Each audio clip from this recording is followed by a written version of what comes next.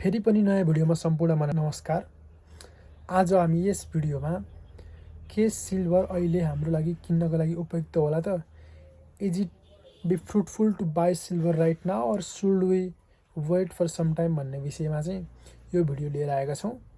Silver र गोल्डमा similarities उस्तै उस्तै छ। दुईटैलाई करेन्सीको रिप्लेसको रूपमा युज गरिन्छ। दुईटै हजारौँ वर्षदेखि करेन्सीको रूपमा युज हुँदै आएका थिए। तर यसमा अहिले भएको मेन डिफरेन्स हो इन्डस्ट्रियल युज।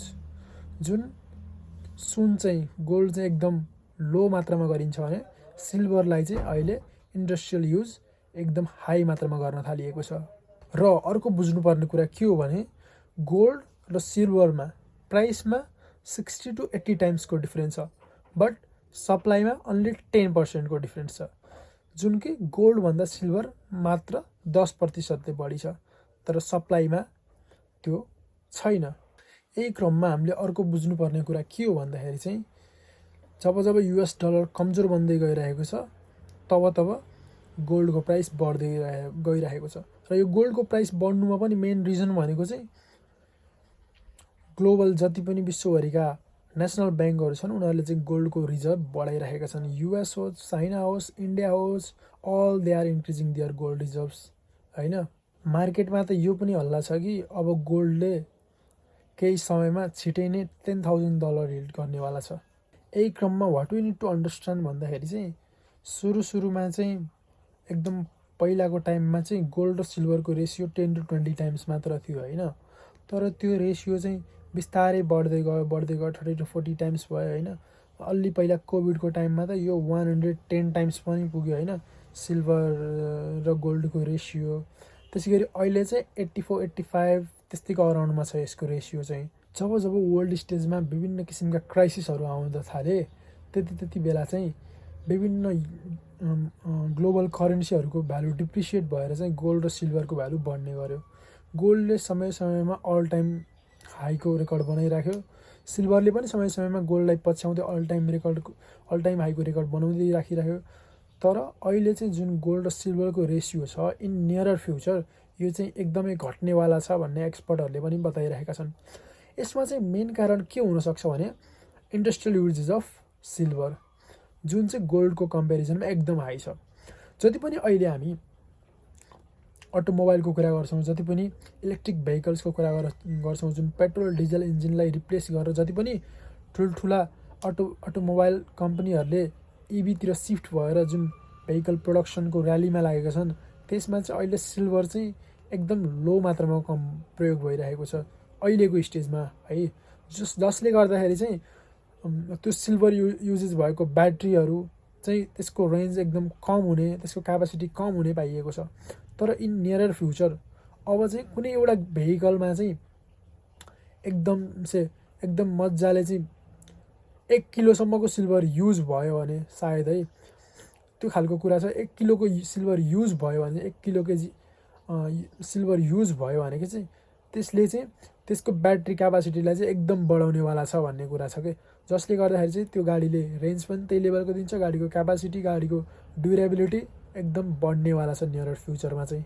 त्यसै गरी अर्को इन्डस्ट्रियल युजेसको कुरा गर्दाखेरि चाहिँ जति पनि हामी इलेक्ट्रिसिटी प्रोडक्सन गरिरहेका छौँ, जति पनि यो ब्लू डायमन्ड हाइड्रो पावरलाई चाहिँ ब्लू डायमन्ड भनिन्छ, हाइड्रो पावरबाट चाहिँ त्यो हाम्रो नेचुरल जुन रिसोर्सेस हो त्यसबाट चाहिँ सिफ्ट भएर अर्को नेचुरल रिसोर्सेस जुन भनेको चाहिँ हाम्रो सनलाइट हो त्यतातिर सिफ्ट भएका छन्, जुन भनेको चाहिँ एकदम कन्भिनियन्स पनि हुन्छ, सस्तो पनि पर्न जान्छ, जुन भनेको चाहिँ सोलर प्यानल हो। त्यो प्रत्येक सोलर प्यानलमा पनि सिल्भरको युज हुने गरेको छ। अब हामीले सिल्भर भनिरहेका छौँ, जता पनि अटोमोबाइलमा सिल्भर भनेका छौँ, इलेक्ट्रिक आइटममा सिल्भर भनेका छौँ, सोलर प्यानलमा सिल्भर भनेका छौँ। यो सिल्भर किन युज भइरहेको छ भन्ने कुरा जान्नलाई हामीलाई अलिकति साइन्सको नलेज पनि हुनु जरुरी छ।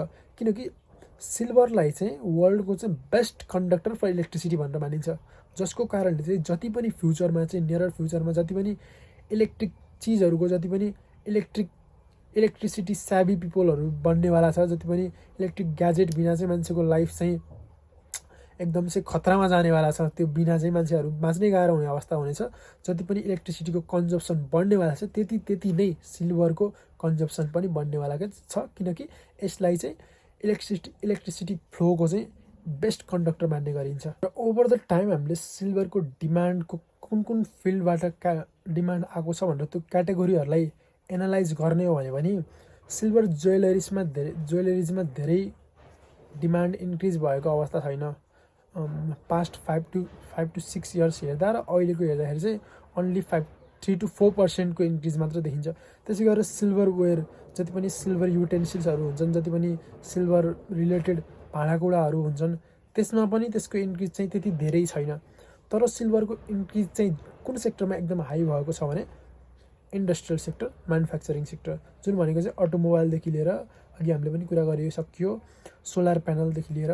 त्यसै गरी अर्को क्याटेगोरी के छ भन्दाखेरि इटिएफहरू, जति पनि यो सिल्भरलाई चाहिँ